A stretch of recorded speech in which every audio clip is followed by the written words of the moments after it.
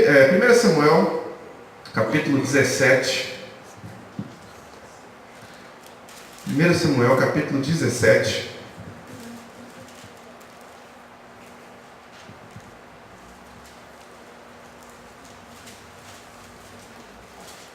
Conta a história de dois personagens muito famosos, Davi e Golias. Versículo 1 em diante. Os filisteus reuniram as suas tropas para a guerra em Socó, que fica em Judá. Eles acamparam entre Socó e Azeca, em Efes-damim. Saul e os homens de Israel se reuniram e acamparam no vale de Elá, e ali ordenaram a batalha contra os filisteus. Os filisteus estavam num monte e os israelitas estavam no outro monte, ficando o vale no meio deles. Então, do arraial dos filisteus saiu um guerreiro chamado Golias. Ele era da cidade de Gate e tinha quase 3 metros de altura. Trazia na cabeça um capacete de bronze e vestia uma couraça de escamas de bronze que pesava uns 60 quilos. Trazia caneleira de bronze nas pernas e um dardo de bronze sobre os ombros. A haste da sua lança era como o eixo do tecelão, e a ponta da sua lança era de ferro, e pesava mais de 7 quilos. E diante dele ia o escudeiro. Golias parou e gritou para as tropas de Israel: para que vocês saíram para formar a linha de batalha? Não sou eu filisteu e vocês servos de Saul? Escolham dentre vocês um homem que venha lutar comigo. Se ele puder lutar comigo e me matar, seremos servos de vocês. Mas se eu vencer e o matar, vocês serão nossos servos e nos servirão. E o filisteu continuou: hoje eu desafio as tropas de Israel. Dei-me um homem para que lute comigo. Quando Saul e todo Israel ouviram estas palavras do filisteu, ficaram assustados e com muito medo. Davi era filho daquele Efrateu, de Belém de Judá, cujo nome era Jessé, e que tinha 8 filhos. Nos dias de Saul, Jessé já era bastante idoso entre os homens. Os 3 filhos mais velhos de Jessé tinham ido com Saul para a guerra. Esses 3 que tinham ido para a guerra se chamavam Eliabe, que era o primogênito, Abinadab, que era o segundo, e Samá, que era o terceiro. Davi era o mais jovem. Só os 3 mais velhos seguiram a Saul. Davi, porém, ia a Saul e voltava para apacentar as ovelhas do seu pai em Belém. O filisteu vinha de manhã e de tarde, apresentando-se durante 40 dias. Jessé disse a Davi, o seu filho: peço que você leve para os seus irmãos uma medida deste trigo tostado e estes 10 pães. Corra e leve isso para os teus irmãos no acampamento. Porém, estes 10 queijos, leva-os para o comandante de 1000. Veja como seus irmãos estão passando e traga uma prova de que estão bem. Saul, eles e todos os homens de Israel estão no vale de Elá, lutando contra os filisteus. No dia seguinte, Davi se levantou de madrugada, deixou as ovelhas com um guarda, carregou o que havia sido preparado e partiu para como Jessé lhe havia ordenado. Chegou ao acampamento quando as tropas estavam saindo para colocar-se em ordem de combate, e os gritos clamavam para a batalha. Os israelitas e filisteus se puseram em ordem, fileira contra fileira. Davi deixou o que havia trazido aos cuidados do guarda da bagagem e correu para a batalha. Quando chegou lá, perguntou a seus irmãos se estavam bem. Enquanto Davi ainda falava com eles, eis que vinha subindo do exército dos filisteus o guerreiro cujo nome era Golias, o filisteu de Gate, e falou as mesmas coisas que havia falado anteriormente. E Davi escutou. Todos os israelitas, vendo aquele homem, fugiam dele com muito medo e diziam uns aos outros: vocês viram aquele homem? Ele veio para afrontar Israel. O rei dará muitas riquezas para quem matar aquele homem. Também lhe dará filha em casamento, e a casa de seu pai isentará de impostos em Israel. Então Davi perguntou aos homens que estavam perto dele: o que será dado ao homem que matar esse filisteu e livrar Israel de tal afronta? Quem é este filisteu incircunciso para afrontar os exércitos do Deus vivo? E o povo lhe repetiu as mesmas palavras, dizendo: é isto que será dado ao homem que o matar. Eliabe, o irmão mais velho, ouviu Davi falando com aqueles homens. Ele ficou irado com Davi e disse: por que você veio para cá? E com quem você deixou aquelas poucas ovelhas no deserto? Sei que você é presunçoso e mau. Você veio aqui só para ver a batalha. Davi respondeu: o que foi que eu fiz agora? Apenas uma pergunta. Apenas fiz uma pergunta.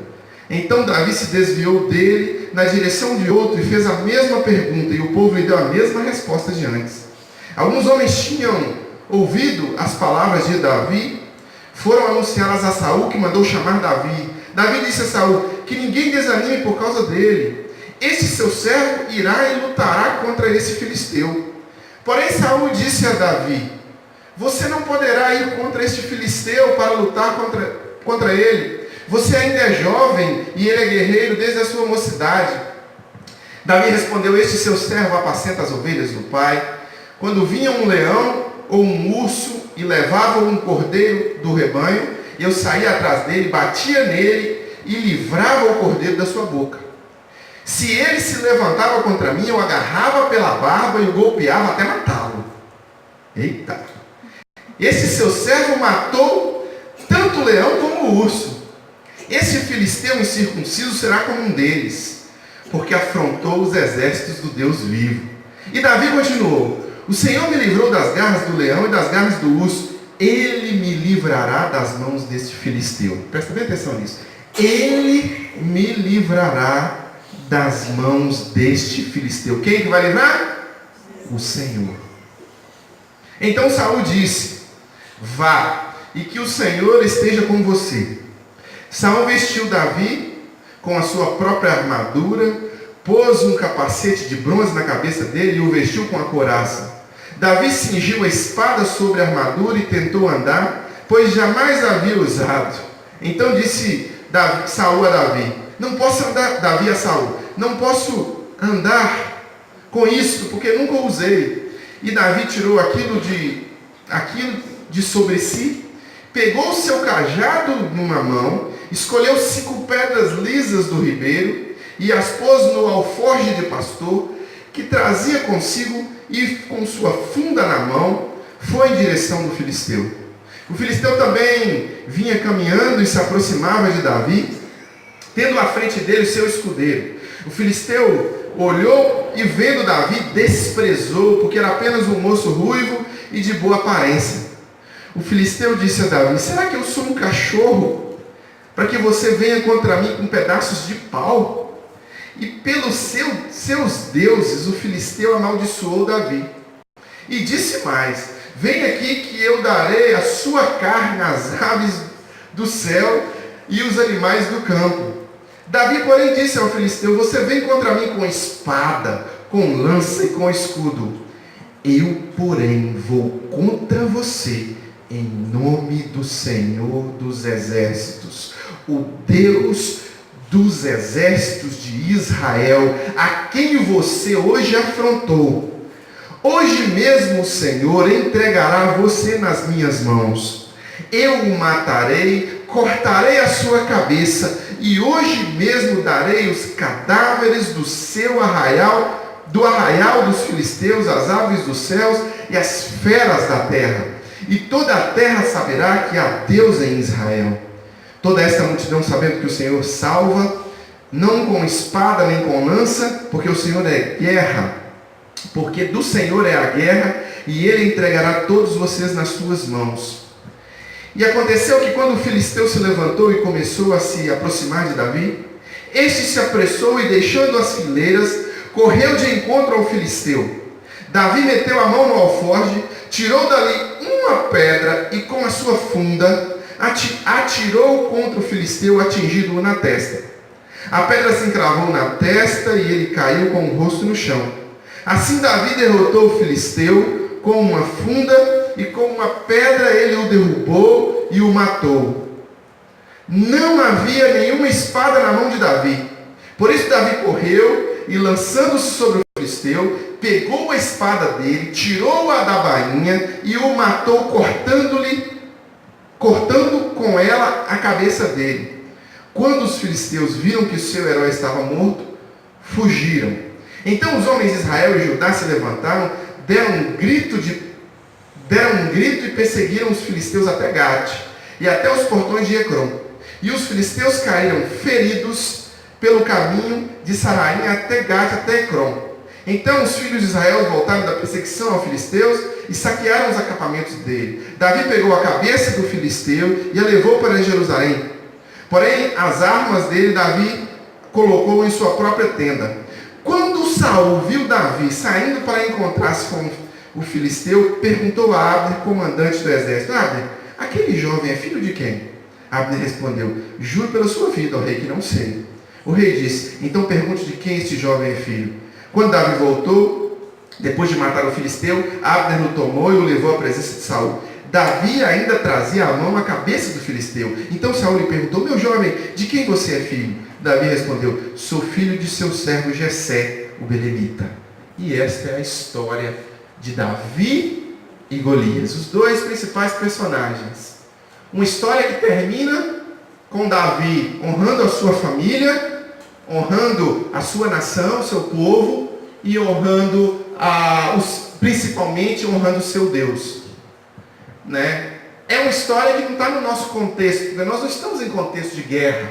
Né? Nosso país é um país que não passa por contextos de guerra. Essa história contada no contexto americano faria um outro sentido, né? Porque os americanos são sempre envolvidos com guerra. Ou essa história contada num contexto no Oriente Médio talvez faria um outro sentido. Para nós não faz muito sentido às vezes, porque nós às vezes, a nossa nação ela não é envolvida com guerras. Mas aqui a gente tem uma guerra. Daqueles que não são o povo de Deus, que são os filisteus, com o povo de Deus, o povo de Israel. Uma guerra que de fato levava as pessoas à morte. E Deus estava do lado, Deus tinha um lado, meus irmãos. Aqui nós precisamos estar bem claro. Deus tinha um lado, Deus estava do lado do seu povo.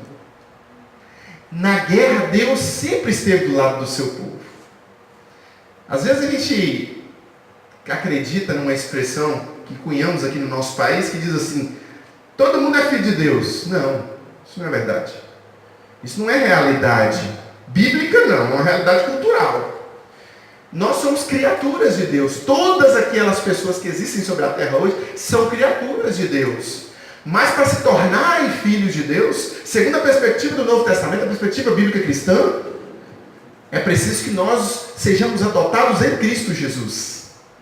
Precisamos de um compromisso com Jesus para nos tornarmos filhos de Deus. Precisamos tomar parte, fazer um pacto com Deus. Falar: olha, eu quero ser de fato alguém que pode ser chamado filho de Deus. Porque o que é um filho? O filho é aquele que responde ao pai, que respeita ao pai. O filho é aquele que ouve o pai, que obedece o pai. O filho é aquele que simplesmente quando o pai o exorta, ele acata e aceita. O filho é aquele que é corrigido pelo pai. O filho é aquele que quando o pai o corrige, ele acata a correção. Mas quando Deus corrige o ímpio não acata a correção. Quando Deus exorta o ímpio não acata a correção. Quando Deus orienta o ímpio na sua palavra, o ímpio não quer ir pelos caminhos de Deus. Então é preciso ficar bem claro que para ser filho de Deus, é preciso ser filho de verdade. Se submeter ao senhorio e à direção de Deus na nossa vida. Então aqui nós temos um lado de pessoas que não se submetiam ao Deus de Israel, ao nosso Deus, né? Adonai, Jeová, Javé, é uma palavra que nós não conseguimos pronunciar porque se perdeu com o tempo. Mas esse Deus único, esse Deus poderoso que criou os céus e a terra, ele tinha um lado na guerra, e ele sempre tem um lado na guerra, o lado do seu povo. Inviavelmente ele vai sempre ficar do lado do seu povo. Por quê? Porque os que estão contra a vontade de Deus, militam de forma sistemática contra o próprio Deus. Meus irmãos, quando há uma militância contra o cristianismo, por exemplo, quando Jesus vira e fala assim: bem-aventurados sois vós quando vos injuriarem e vos perseguirem, dizendo todo mal contra vós por minha causa.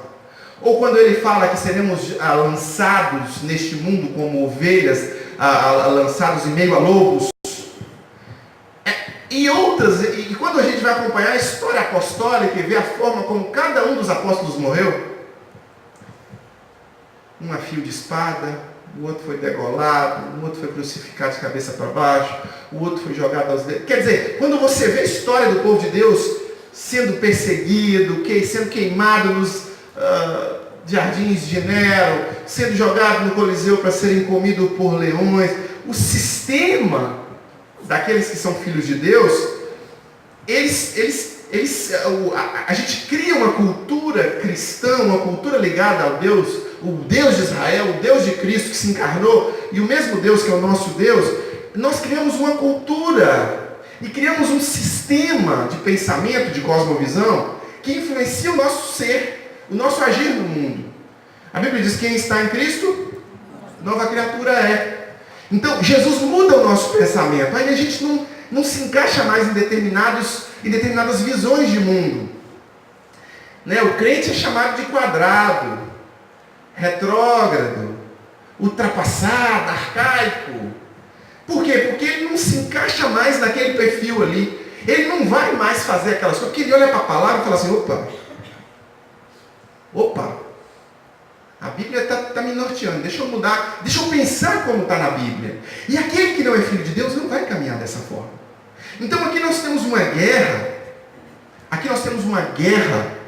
real entre um povo que pensava como os filhos de Deus e um povo que pensava como filisteu, como aquele que não cria, que criam em outros deuses ou em outras formas de ver o mundo.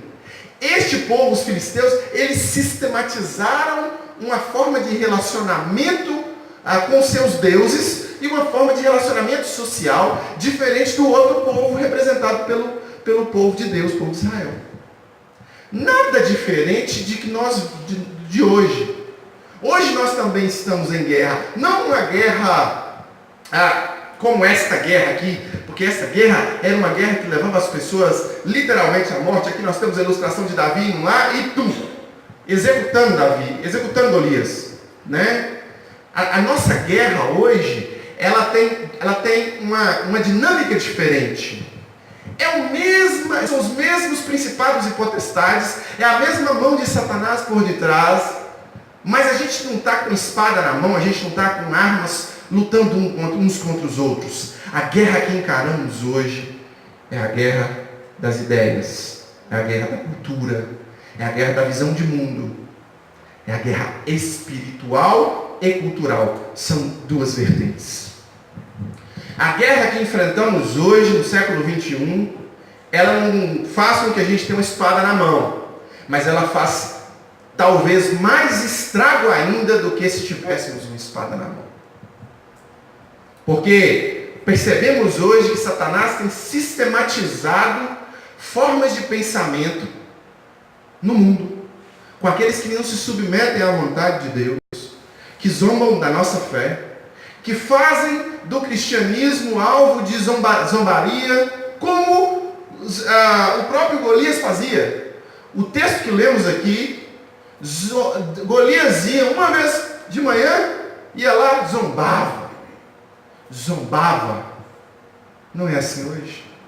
Não é assim hoje quando você vai fazer uma faculdade, por exemplo, na área de humanas, especialmente você entra numa sala de aula e você professa a sua fé. O que acontece com você? Eu vou te falar o que acontece com você. Você se torna alvo de chacota do professor e dos colegas. Se você professa a sua fé em Cristo e fala que pauta a sua vida na palavra de Deus e não nas vãs filosofias deste mundo, não nos pensamentos humanos, mas na palavra de Deus, você se torna alvo de chacota. Do mesmo jeito que Golias fazia chacota com o exército do Deus vivo, nós cristãos também somos alvo de chacota. Porque Satanás tem sistematizado um pensamento mundano e tem feito esse pensamento se tornar um pensamento anticristão, de que parece que o cristão é alguém bitolado, que é alguém sem cultura, incauto, iletrado, alguém que de alguma forma não busca um conhecimento, não tem um embasamento teórico, não tem conhecimento. E aí o cristão às vezes é tratado, eu estou falando da academia, assim lá dentro. E esse aí dá dinheiro para o pastor. E esse aí, quantas piadinhas eu já vi na faculdade? Quantas piadinhas eu já ouvi de pessoas me contando que passam por isso na faculdade? Mas a gente tem isso também na nossa família. A gente tem isso, esta perseguição ferrenha com a nossa fé, com o que nós cremos. E quando nós erramos? E quando nós falhamos? As pessoas que não abrem a Bíblia, que não leem um versículo, que não são filhos de Deus, porque não professam essa filiação em Jesus Cristo, que não estão dados à leitura da palavra, à oração, à comunhão dos santos, estas pessoas se tornam experts em Bíblia. Quando você erra, a primeira coisa que ele vai falar: não está na Bíblia que não pode fazer isso? Mas você, crente, você não é a pessoa que está na igreja todo dia? E você é esse? Essas pessoas que não abrem a Escritura, que não seguem a Escritura, não estão nem aí para a Escritura, que querem viver suas vidas do seu jeito, se tornam de uma hora para outra puritanos, que sabem tudo de Bíblia. Apontam o dedo para você e falam: mas está na Bíblia isso? Né? Aquele marido que não quer saber de obedecer a palavra, e aí quando a esposa pisa um pouquinho fora, dá uma, né? Ué, mas sua Bíblia não está escrito que você tem que ser assim? Sua Bíblia não está escrito que você tem que ser submisso ao seu marido? Pega, pincela textos. Aquela esposa também que às vezes não serve ao Senhor, que geralmente é em minoria, porque as mulheres têm uma sensibilidade espiritual. Infelizmente as mulheres, elas vêm ao Senhor às vezes num relacionamento primeiro do que os homens. Via de regra é assim: vem a mulher e depois vem o seu marido. Infelizmente, é o marido que deveria ser o primeiro, o marido que deveria buscar a casa do Senhor primeiro, o sacerdote, conforme Deus colocou, mas não tem sido assim. Aí a mulher às vezes não serve ao Senhor também, e o marido vai lá, joga na cara. Primeiro erro, joga na cara. É assim, meus irmãos. É perseguição. Perseguição dentro de casa, perseguição na escola, perseguição no trabalho. O nosso Deus falou que estaríamos em guerra. Jesus nos ordenou irmos para os lobos, irmos e continuarmos indo. Como imperfeitos que somos, como falhos que somos, mas continuarmos indo. Mas nessa guerra que estamos travando, que é uma guerra espiritual, que é uma guerra cultural, devemos olhar para Davi e devemos aprender algumas coisas com Davi. Primeira coisa que nós devemos aprender com Davi é que Davi exercia sua fé na prática. Na prática. Davi era fraco. Sabia que ele era fraco. Tão fraco ele era que nem no exército ele estava alistado. Né? Davi não sabia manusear as armas, a espada. Ele tentou usar a roupa de guerra de Saul e não conseguiu andar. O texto fala que ele não conseguiu, né? Tire de mim porque eu não estou conseguindo. Mas Davi tinha um diferencial que todos aqueles guerreiros ali não tinham. Ele exercia sua fé na prática. Vocês acham mesmo, meus irmãos, que Davi conseguiu matar aquele urso e aquele leão? Vocês acham mesmo que ele, com suas próprias mãos, conseguiu matar? Não.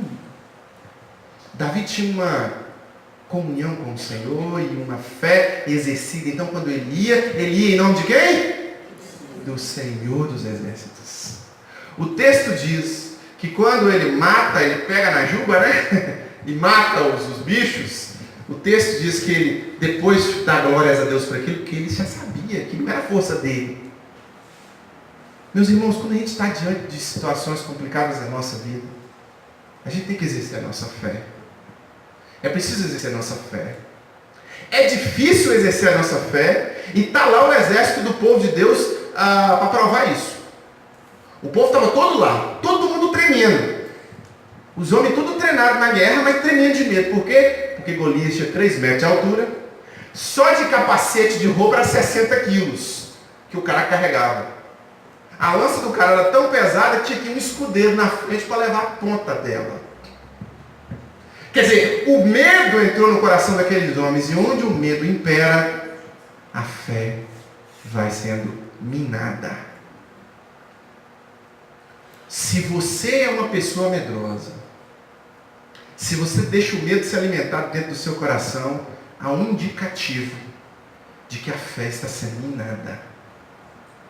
Porque quanto mais fé, mais intrepidez, mais coragem, mais entendimento de quem é que faz a obra, ou de quem é que está na guerra. O grande problema de nosso, às vezes, cristãos, e o problema desses homens que estavam aqui, é pensar que a espada deles é que ia derrubar Golias. Não era a espada deles que ia derrubar Golias. Davi sabia que a espada, Davi sabia que jamais, pedrinha, pensa só uma pedrinha, colocada ali naquela arma, a arma dele era o, como é que é o nome? A funda. A funda é vamos pensar, um pano que vai lá e volta, você coloca a bolinha no meio e gira. Imagina só, o texto fala o quê? Que na hora que Golias viu Davi fazendo aquilo, ele riu. Ele disse: você está achando que eu sou um cachorro?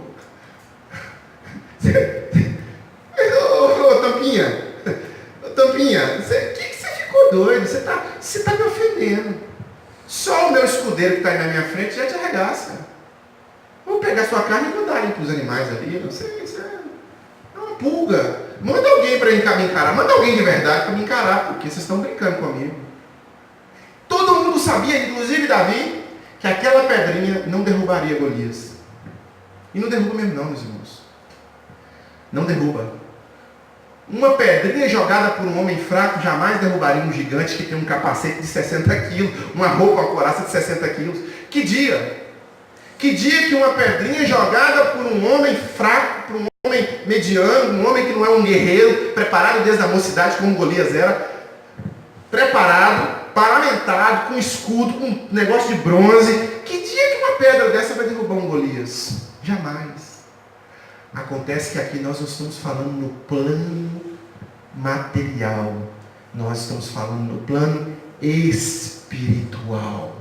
Quando Davi pega aquela pedrinha, Davi sabe que aquela pedrinha não derrubaria o Golias, mas que o Senhor dos Exércitos derrubaria Golias.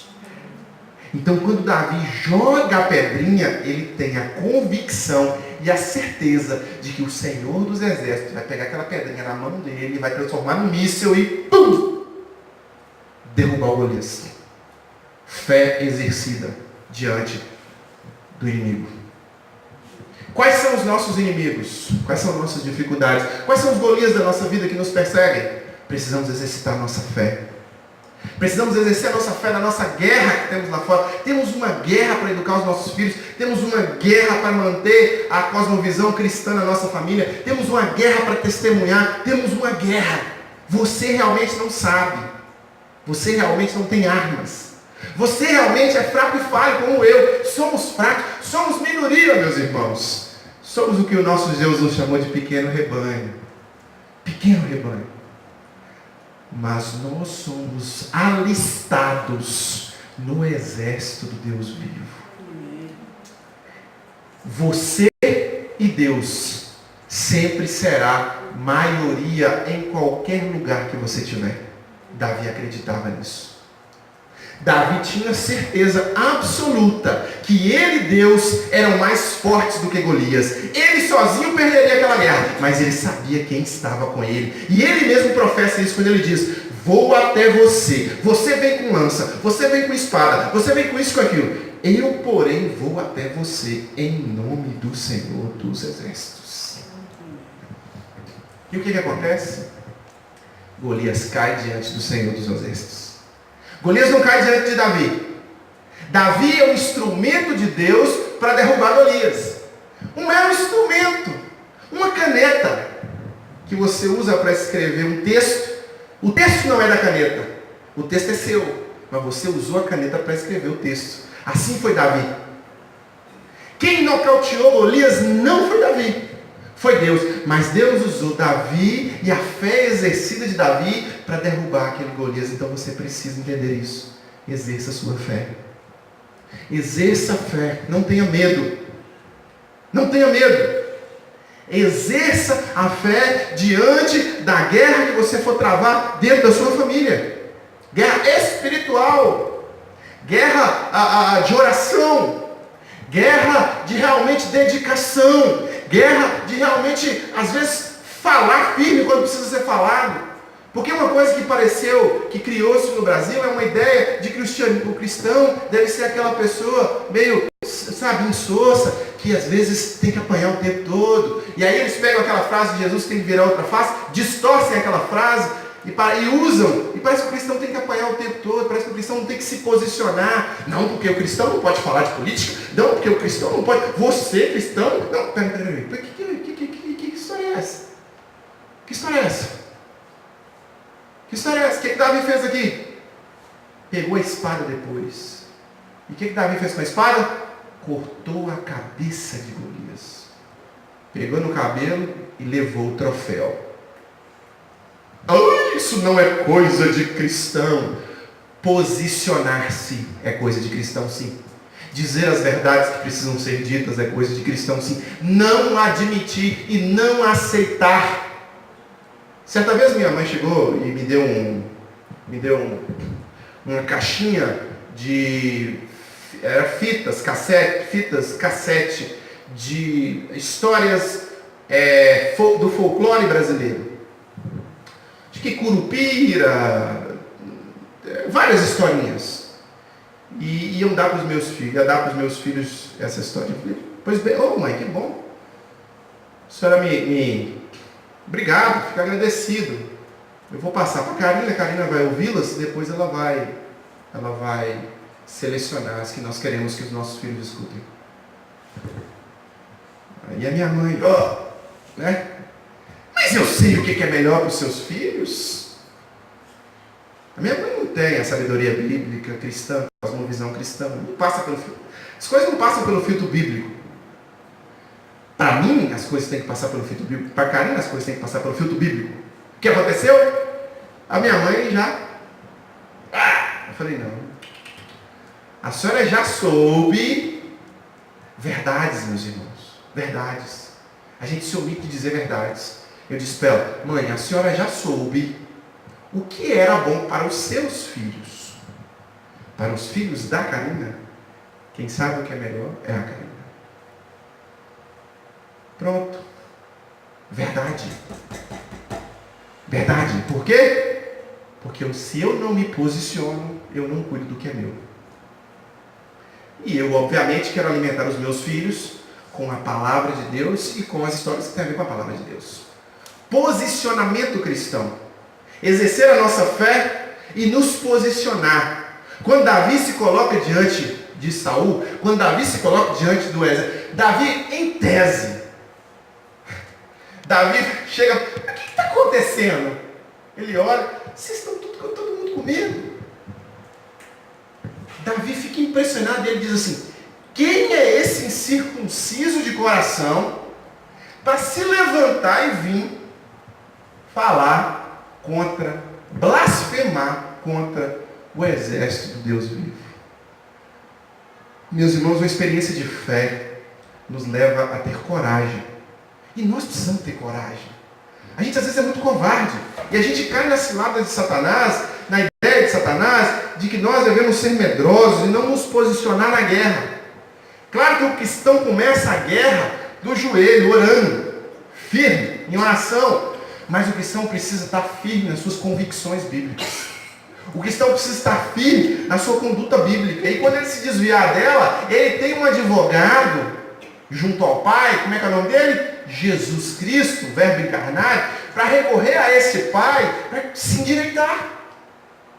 Então o cristão, ele não pode ficar como aquele, sabe? Aquele que fica, sabe o soldado? Aquele soldado que Golias ia lá e ele ficava assim, que medo. Não, não, não. Meu irmão, minha irmã, Deus é contigo. Deus é contigo. Deus é com você. E você e Deus vai ser sempre maioria. Sempre vai ser assim. Jesus nos chamou para sermos sal e sermos luz. Olha a nossa eleição agora, meus irmãos. Olha a nossa eleição. Pastores sempre foram covardes. E eu me incluo nessa. Eu aprendi que o pastor não opinava sobre política. Eu aprendi que o pastor tinha que ficar calado. E eu, por muitos anos da minha vida, fiquei calado. Não opinava, não estudava, não entendia o que acontecia. E fui manipulado pelo sistema. Até que um dia os irmãos se lembram, lá quando nós nos reuníamos no La Fenice, eu levei um vídeo do pastor Pascoal Piragini, em 2008, 2009, se não me engano. Não me lembro ao certo a data, eu sempre confundo datas, mas que eu assisti um vídeo de 10 minutos do pastor Pascoal Piragini, alertando sobre a sistematização política do pensamento satânico. Sobre pessoas que legislam em prol da iniquidade. Eu fui impactado com esse vídeo, me arrependi ali diante de Deus, falei, Deus, está na hora de eu entender melhor sobre o sistema político, está na hora de eu entrar na guerra também. E daquele dia em diante eu comecei a entender melhor como é que é esse sistema de proibir que eu exerça sobre os meus filhos a autoridade com a vara. E é proibido no país. É proibido. A Bíblia orienta que eu não posso poupar a vara ao meu filho. O que os que legislam em prol de iniquidade fizeram? Criaram uma lei que proíbe eu exercer a Bíblia com os meus filhos. Entendem, meus irmãos? Assim foi, aí eu entrei na guerra, comecei a estudar, comecei a aprender. E aí agora nós estamos vendo na nossa nação, com muitos pastores também se levantando e entendendo o que está acontecendo na nossa nação. Porque a guerra, ela tem a ver, meus irmãos, com o inferno, com Satanás. Não tem a ver com carne ou sangue. A guerra na sua família não tem a ver com o seu familiar. Tem a ver com o que Satanás quer fazer da vida dele, que ele está ao redor buscando a quem possa tragar. São grilhões espirituais que nós precisamos quebrar. E nós vamos quebrar com oração. Nós vamos quebrar com proclamação da palavra. E fomos chamados para isso. Você foi chamado para isso. Este bairro vai servir ao Senhor Jesus. Amém. Esta cidade vai se dobrar diante do Senhor Jesus. Mas se nós entendermos que nós somos soldados que devemos nos acovardar, isso não vai acontecer. Mas se nós compreendermos que devemos ser como Davi, exercer a nossa fé e nos posicionar no fronte de batalha, Deus vai potencializar a nossa instrumentalidade. Se você tem pouco conhecimento, Deus vai potencializar o seu conhecimento. Se você é uma pessoa que não sabe falar, Deus vai potencializar a sua fala. Se você é alguém que não tem muito tato, Deus vai potencializar o seu tato. Independente do que você tenha de recursos intelectuais, financeiros, Deus com você vai potencializar para a glória dele na guerra cultural e espiritual, dentro da sua família e onde você estiver. Mas você precisa entender que você é só um instrumento, que o Senhor é que vai fazer. Mas se o instrumento não quiser, se a minha caneta entupir o biquíni e não quiser escrever, aí não adianta Deus forçar. Não adianta eu ficar forçando. A caneta não quer. Deus poderia ter usado qualquer um daqueles que estavam ali. Mas nenhum deles quis. Davi quis. Porque Davi tinha tido experiências com Deus. E Deus o havia livrado da mão do leão. Deus o havia livrado da mão do urso. Deus iria livrá-lo agora da mão de Golias. Assim é com você também. Acredite nisso, meu irmão. Acredite nisso, minha irmã. Deus é poderoso para dar livramentos a você, para fazer você ser vitorioso dentro da sua casa, dentro da sua escola, onde você estiver inserido. Agora, se nós simplesmente olharmos para histórias como essa, inspiradoras, e não trazermos essas histórias para as nossas realidades, nós vamos continuar medrosos, tímidos e sem exercer com autoridade e poder. Porque o poder não é nosso. Não, o poder não é seu. Você não é forte, você não é poderoso, você não é. O poder é de Deus. Se você continuar tremendo as pernas, escondido lá no meio do exército, você não vai derrubar o Golias. Agora, se você se posicionar com humildade, pequeno, cara no pó, e dizer: quem é esse incircunciso de coração para zombar desse Deus poderoso que vem comigo? Quem é? Quem é? Se você fizer, você trava na sua escola, você trava onde você estiver, Deus vai dar vitória. Mas é preciso que você olhe para Davi e aprenda, como Davi, a ter coragem, exercer a fé e se posicionar de verdade diante da guerra. Curve sua cabeça, vamos orar ao Senhor. E nessa oração eu desafio você a se comprometer a ser como Davi. Diga para você mesmo e para Deus hoje: eu serei como Davi. Pai, em nome de Jesus, teus servos oram ao Senhor agora. E como Davi foi, queremos também ser. Queremos exercer a nossa fé com coragem. Queremos, Deus, ser instrumentos do Senhor, nos posicionando para vencer a batalha. Que os Golias que estiverem diante de nós caiam por terra pela mão poderosa do Senhor. Deus, em nome de Jesus, Pai, qualquer que sejam os Golias que venham nos cercar, qualquer que sejam as dificuldades que venham nos pressionar para minar a nossa fé ou nos aprisionar, Deus, em nome de Jesus, o Deus, em nome do Deus dos exércitos, que haja livramento, que haja, Deus, compromisso nessa noite com este poder, o poder que ressuscitou o teu filho, o poder que levou e guiou o povo no deserto, o poder que vai fazer com que nós estejamos novamente na nossa casa celestial, vivendo aquilo que nem olhos viram e nem ouvidos ouviram. Em nome de Jesus, que este compromisso com este poder seja prático e restaurador.